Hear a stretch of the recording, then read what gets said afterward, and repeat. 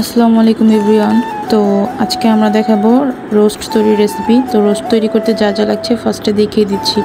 এখানে চিকেন, তারপর রোস্টের মশলা, তারপর টমেটো সস, ভিনেগার, পরে হচ্ছে বাদাম বাটা, তার সাথে হচ্ছে জয়ফল জয়ত্রী, এগুলো মিক্সড থাকবে।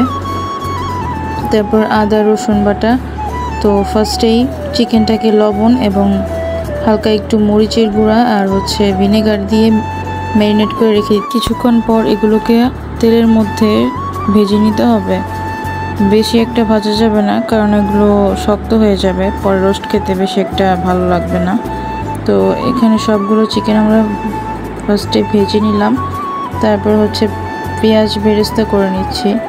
পেঁয়াজটাকে অতিরিক্ত ভাজা যাবে না, কারণ অতিরিক্ত ভাজলে পেঁয়াজটা বেশি পুড়ে গেলে আবার তিতা লাগবে। তো পেঁয়াজটাকে হচ্ছে হালকা হলদে হলদে ভাব তখন নামিয়ে নিতে হবে। তারপর ফার্স্টে কড়াইতে তেল দিয়ে তেজপাতা, তারপর হচ্ছে এলাচ, দারচিনি, এগুলো ভেজে নিতে হবে। পরবর্তীতে আদা রসুন বাটা সাথে পেঁয়াজ বাটা দিয়ে ভালো মতো কষিয়ে নিয়ে তারপর বাদাম বাটা দিয়ে চিকেনগুলোকে দিয়ে দিতে হবে। তো চিকেনগুলোকে ভালো মতো উল্টে পাল্টে মিক্সড করে এখানে হচ্ছে রোস্টের মশলাটা দিয়ে দিতে হবে। তো একটা মুরগির জন্য সম্পূর্ণটা দিলেই বেশি মজা হয়, যে কারণে আমরা সম্পূর্ণ প্যাকেটটাই দিয়ে দিয়েছি।